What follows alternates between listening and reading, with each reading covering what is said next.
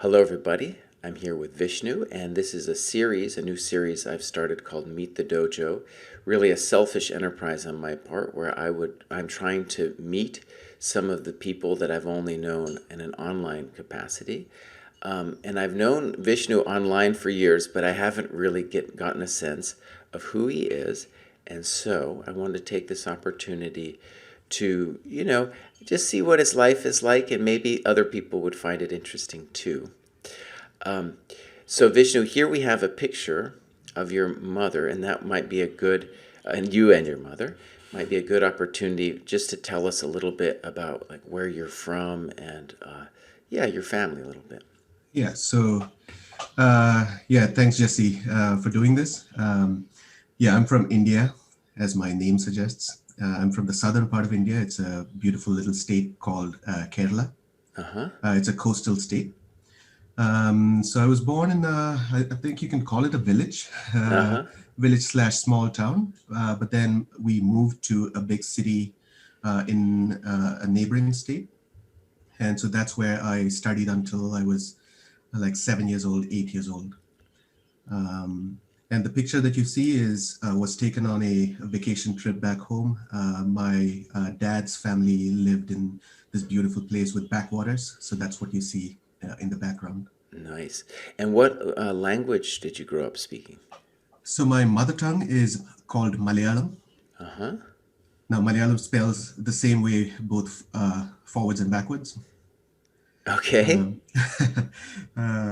so Malayalam is very similar to Tamil. It derives from both Tamil and Sanskrit. But yeah, so that's the mother tongue. And then when you moved, were you then speaking a different language to when you moved to a bigger city? Yeah, in that city, so that was in Tamil Nadu, so the language was Tamil. Uh huh. So my sibling and I, my brother and I, we grew up speaking both Malayalam and Tamil and English. Wow. Yeah. Uh huh. And then did you also learn to speak Hindi while just living in India? Yes, but being in the southern part of India, it was part of the school curriculum, but we never really got a lot of practice speaking. So when I went to the northern part of India for my higher studies after school, I did have some trouble with Hindi, but I knew the language. I could read and write. Uh huh. Yeah. And what kind of things did your parents do? So my dad was a banker, Uh huh. and my mom was a chemistry lecturer. Wow. Uh huh. Yeah. And so, I have a good friend named GM Vinay Bhatt, and he's also from the southern part of India. Hmm. And so now I'm thinking that maybe you have something similar. I mean, so for example, he is a Brahmin from a Brahmin family. Are you from a Brahmin family as well? I don't think so. No, no, no. I'm not from a Brahmin family, but there's way too many caste levels, and Uh huh. not very familiar with all the levels. Okay, interesting. I've noticed that actually. I have several, friends, chess players who are Indian, and some you don't even know about the caste, and some like know a lot about it. Yeah. Anyways, you did not grow up vegetarian, for example, No, definitely not. right? Right. So I would say my dad was religious, Mm-hmm. but we all ate non-veg. But my mom wasn't as religious, and I grew up, I think, atheist. Uh huh. Um, and so maybe you see some of that in my writings on social media and stuff like that. Yeah. Okay. I have to say I don't know anything about the Indian school system other than that it seems very competitive. So yeah, paint us a picture of what's that was like when you moved to the big city. So the big city, being young, it wasn't. I mean, I don't recall there being huge competition in school, Uh huh. but I would say as you go to the 10th to the 12th standard, it's called in India, it's the 12th grade. Yeah. Competition really increases because then your grades matter in where you get in for college. Um, but in my case, I had to write this competitive exam called the IIT JEE, which is the Indian Institute of Technology Joint Entrance Exam, which is supposed to be one of the hardest entrance exams in Asia. So, for example, 500,000 write the exam and a few thousand get in. Mm-hmm. So that's what I did after my school. And so I went to an IIT for physics. Right. Okay. And that puts you on this scholastic path that really you're still on today, right? Yeah, right. Yeah. So when I was in school, up to the 10th or even the 12th grade, I don't think any of my friends would have predicted me to go on an academic path Uh-huh. because I was very involved in music. So I was doing that stuff all the time. Right.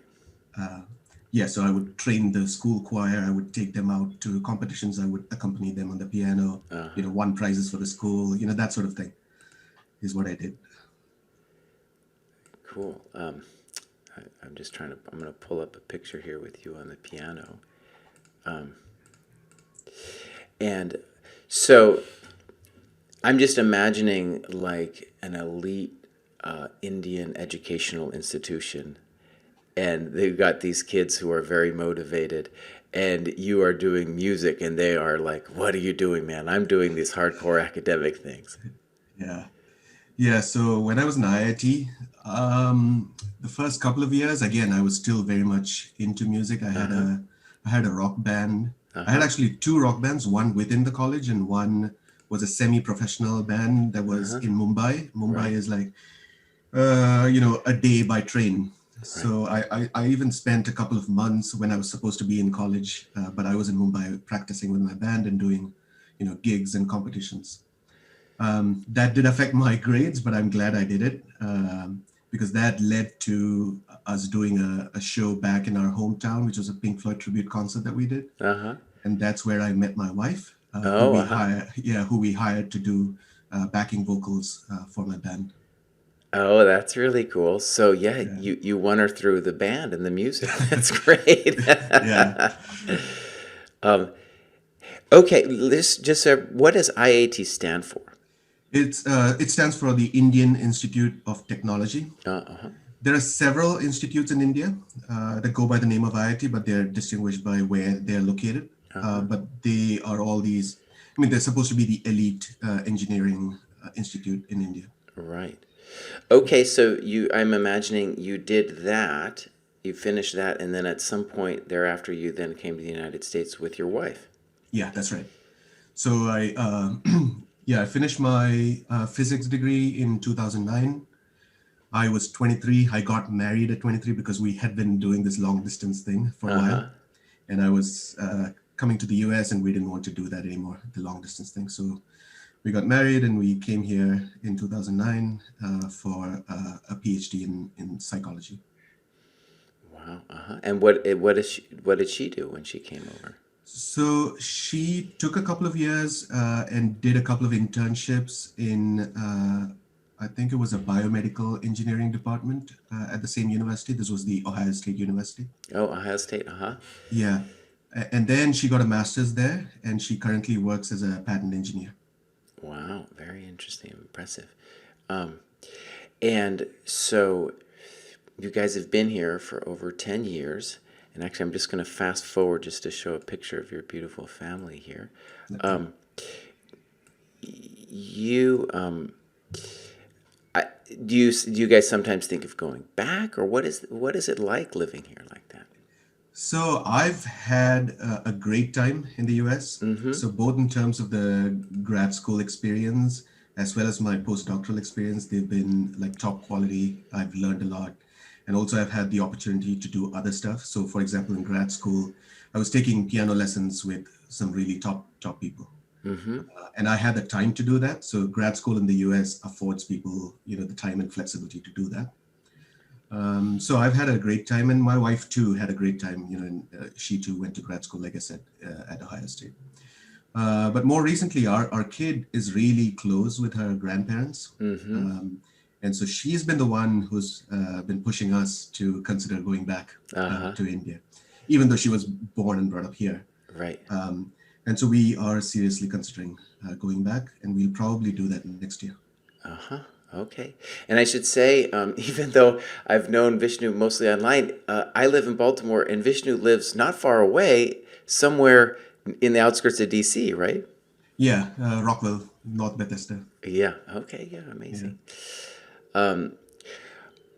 Now, before we talk about chess, one of the things that I've always been interested about piano is it seems like it's a pursuit that has a lot of similarities to chess. And I was wondering if you could talk a little bit about that. Yeah. So I think I was 5 or 6 years old when my aunt, who lives here in Colorado, by the way, Uh huh. so she visited us in India and she brought this little 2 octave, little keyboard thing. And I think I just started playing like little tunes, like Indian film music, if you know Uh what I huh. mean. So I just started playing those tunes, and my mother recognized that maybe I have an aptitude for it. And fortunately for me, she somehow found this Western classical piano teacher. She was an Anglo-Indian lady by the name of Mrs. Grubbs. Mrs. Grubbs? Mrs. Grubbs. Uh huh. So she was this very strict lady. So I had karate lessons. I think I was, yes, 6 years old. I had karate lessons from 3 to 4 p.m. My mom would be there with a bottle of milk. Uh You know, huh. I'd drink the milk and we'd run to Mrs. Grubb's house. Because if we were 1 minute late for our lesson, that lesson is, we forfeited Uh huh. the class. So that was extreme, discipline very early on. But I must say, I did not really enjoy those piano lessons. Mm-hmm. Maybe for that reason, maybe it was too strict. But then we moved back to my home state of Kerala, and there was this music institute that was pretty reputed, and it was very good for the location. So that's where I went. So around 8 years of age, I was maybe one of the top three piano students in my cohort Uh huh. at this new place. And so there I remember doing these very interesting, exercises. For example, our teacher would give us this tape recorder with maybe some song playing on it. And we'd have to go into a room without any instruments and basically transcribe what was going on in the song. So these kinds of very early year training exercises really helped me. And so it was a pretty good music education that I got early on. Mm-hmm. And that helped later on. So later on, I mentioned to you privately that I also sang in the symphonic choir Uh in huh. grad school. And so, for example, the audition for that was basically you would be given sheet music and you have to uh, sing the notes without reference to any instrument. And because I had this training early on, that was no problem. So that probably gives you a sense of this early music education that I received. And then in 2008, when I was in IIT, I got this opportunity to go to Austria for an internship. And as you know, Austria is the center for, Western classical Uh music. huh. Right. And I Right. spent all my internship money on going to concerts. Uh And huh. I also did this piano summer school for 2 weeks. And at the time, I had this big issue in my piano playing of getting really stiff in my left hand. Mm. And for 2 weeks, this piano teacher who was awesome got me to do this hand dropping exercise, and I got rid of all tension in my left hand like forever. Huh. So, so that was another interesting part of my piano journey. Yeah, it's random thoughts, but No, no, that's good. give you a sense of what my piano journey was like. So I want to talk about chess later, but one thing I want to wonder about just is now that you're on this chess journey, how similar is it to the piano journey?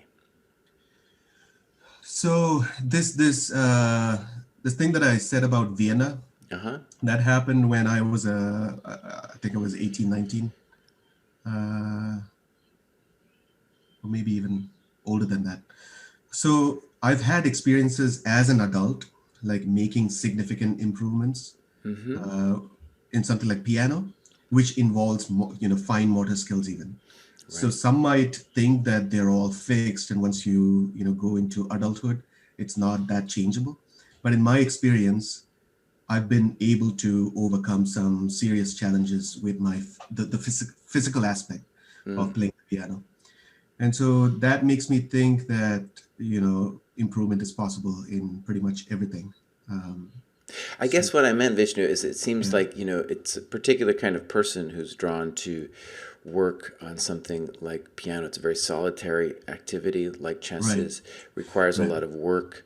And there's a kind of beauty that a lot of times other people might not even appreciate, and you're Yeah. just alone and you're doing it. It's a very interesting world, solitary world, Yeah. and they, both So, of them are very mm, punishing. Like mhm. one mistake and it's all over, right? Yeah. So let me go back to early on in my training to give you an example of why I'm used to this. So one of the year training exercises that we had to do was go into a room with a keyboard, press one key, and sing that tone for 3 hours. Um, this so this is what I did when I was like 9 years old. Um, and then during my summer vacations, I would spend 8 hours practicing the piano all through the summer months. And so this teacher of mine who was actually a priest in a church. So this was I think it was the music institute of a church institution of some kind. So they also had dance schools, they had film schools and so on. So he would take me to his it's called the house, but it's where all the priests live. And so I'd have lunch there. I'd meet his, they had cows that they just had in the surroundings. I would meet meet all the cows. He would introduce me to the cows. Uh-huh. Feed me some great lunch because those guys ate well. They lived well. And then I'd go back and practice the piano for the remaining 5 to 6 hours in the day. So so I was used to being in a room by myself, meditating on something, meditating in the sense, Right, sure. ultra focused on something for several hours a day, very early on. Right. No, that's really interesting. Okay, well, before we get to chess, give us a sense then of how your academic career evolved to where it is now. Yeah. So like I said, when I was in school, I was not really, into these more academic pursuits. But as I got closer to finishing my school, I developed an interest in, first it was genetics. So I went around town going to all the scientists that I knew, Uh-huh. asking them, dumb questions. But then I had this not so great experience with my biology classes in school, and my interest slowly shifted to physics. I began to enjoy solving these classical mechanics problems, which actually is a big part of the entrance exam that I talked about earlier. So I Uh-huh. decided to do that. And then that's how I got into physics. Right. So I did 5 years of that, and by the end of that, I was sort of tired of just doing physics. And as you know by now, music was a part of me, and I wanted to get into understanding how people perceived and understood music. So I started thinking about maybe I should go do music cognition. And I read papers on that, and I contacted people here in the US who were experts in the field. And some of them told me that the best way to do it is probably to get a more traditional PhD degree in psychology. Uh-huh. And so that's how I got into a PhD program in psychology, where I just happened to do research on human memory. But Uh-huh. I've been hooked ever since. So human Right. memory is what I do now. Okay, cool. Now, and as I understand it, you are now as a postdoc, right? That's right. Yeah. And is part of going back just because potentially going back to India because that's a thing that runs out and you would have to like find a new gig after that or something? Yeah, so this is supposed to be a training gig that prepares you for an independent research career. Uh-huh. Uh, the independent research career meaning that you go find yourself a professor job in some university. So I'm actually looking for those jobs. I've interviewed for a couple. So yeah, I need to find a job and then move back to India. Right. Okay. Well, we hope you stay. Um, Now, let me just introduce you as a chess player. I think it's very interesting. You are part of a large number of very active, Kostya likes to call them adult improvers, who have really made great strides even before. I feel like this started before COVID because I got to know you through my game review show. Yeah. Like, I don't know, I want to say 2018 even. I don't. You may be better than I when exactly that started. Yes. Yeah. It had, yeah, it's probably 2018, sometime maybe March, April, something like that. Right. Yeah. And I want to say, as a fan, I've always been interested in your progress, right? Because I also have a family and it's really hard, and, things are going on and it's hard to make it happen. But you have truly given a lot of time, and you can see that in your game. I mean, when I say time, time to the game, you can see that in your game, and also just, you're very active on social media. So you're always like one of these people that is kind of cataloging their journey online, with Twitter and other kinds of engagement on the Chess Dojo as well. So let's start with just a simple question. When did you get into chess? I learned the moves of the game from my dad when I would say I was maybe 6 or 7. Uh huh. Um, and then I think he showed me the Scholar's Mate, the first thing he did. And then I remember he stopped playing with me maybe in a month or so. Mm-hmm. So I assume I figured out how to get out of the Scholar's Mate by then. Uh-huh. And then I had to wait for my summer vacations. So it goes back to the picture that you showed earlier with my mom. Uh-huh. So my uncle actually was a decent chess player. So I would have to wait until my summer vacations to play someone good. So that was my early chess life. And then when I moved back to my home state, I happened to come across this tournament, decided to play it. So that's how I got into chess back again when I moved back to my home state. Cool. And I assume, you were life took over and various things happened, and chess was something that you rediscovered later. Right, right. So I played competitive chess, I would say between the ages of 8 and 13. Mm-hmm. Um, so I got decent at it. I would say I got to around maybe 1500 strength by the time I was 13, just playing. And just to place that for me and the fans out there, like that is before the full Vichy mania had struck India, right? Or there was already the beginnings of it. No, that was already there. So Yeah, I'm talking about maybe like 1994, right. 1993, 1994 is probably when I started playing tournament chess. Uh, yeah. I'm just So trying to Vichy play was already a big force. right, but I just imagine right in these years, right, and it's through to now, just chess feels like it's just booming in India, and so you're part of that early wave of the boom, as I imagine it. Yes, but I would say that I wasn't aware of any such boom when I was playing at Right, that right. age because I don't think anybody even, told me that chess books existed or, I remember I had some magazine later on that I read, but other than that, my exposure to the chess world was very minimal. Right. So I was just playing my games and not even looking at my games. I did have a coach who would accompany us to tournaments, but he basically played blitz with us after the tournament games. Right. So that was my yeah the extent of coaching that I received. So I'm sorry I interrupted you. I just wanted to get into that. And then then after 15 something happened. So that's when I started developing this interest in physics towards the end of my schooling. Mm-hmm. And this IIT JEE exam is a pretty big endeavor, so I had to find time for it, and that's how I stopped playing Right, in chess right. tournaments. No, I totally understand. And so, yeah, when did it come back? So that was very late in 2018. In 2018 itself, yeah. 2018, yeah, 2018 January. We moved from Silver Spring to this Rockville area, Uh-huh. and some random internet browsing showed me that there was a tournament. I think it was a Chesapeake Open Uh-huh, yeah. that was happening in a hotel like at a 10-minute walk from where I lived. So that's how I decided to go and try it out. So I went there, I might have uh, even been at that tournament. Yeah. and I was in Yeah. yeah, maybe Yeah. 2018 Chesapeake Open. Yeah. I played in the under 1800, I would say, or under 1700. I don't remember.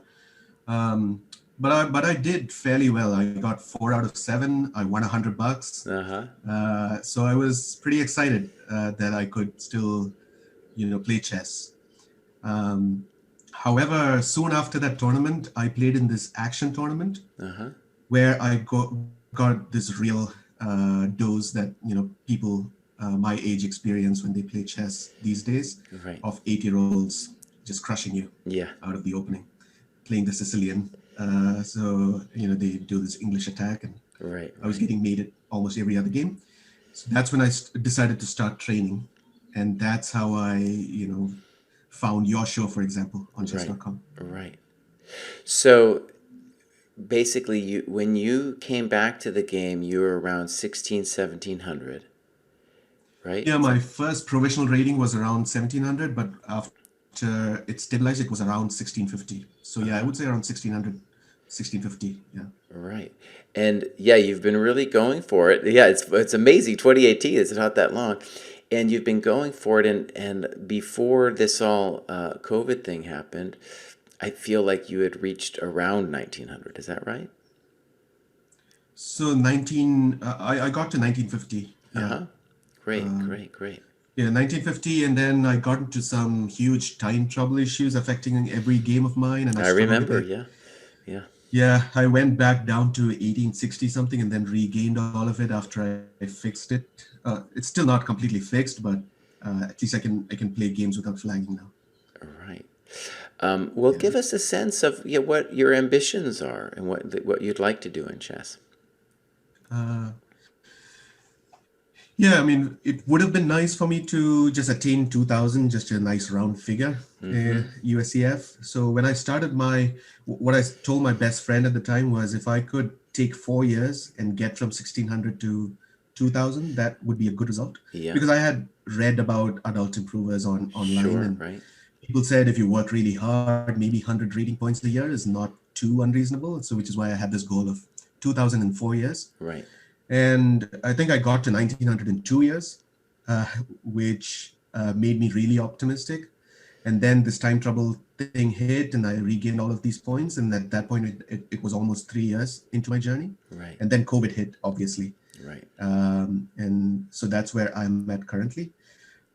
In terms of goals, I did have lofty goals. So, I have these training logs and ambition Word documents.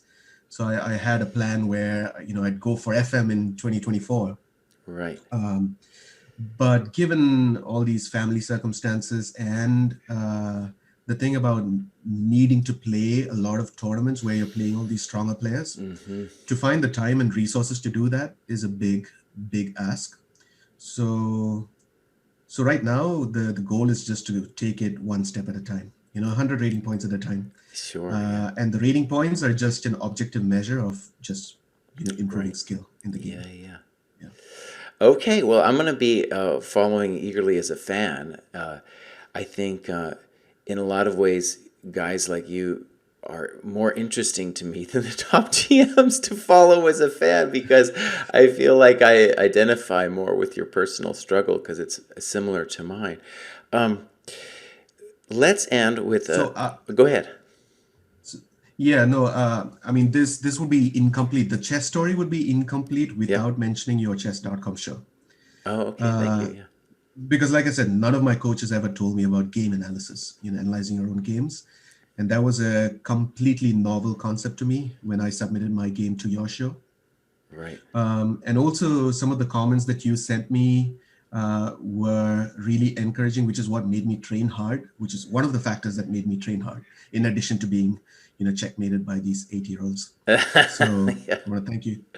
Thank you for that. No, that's like, thank you.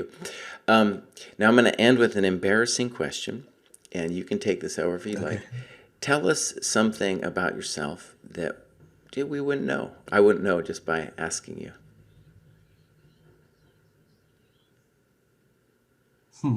Okay, Vishnu, I enjoyed it a lot. And Yeah. yeah, I'm going to see you out there, hopefully someday in real life. All right. Thank you, Jesse. All right, thank Hope you. to do the same. Sure. All right. Take care. Bye. Bye.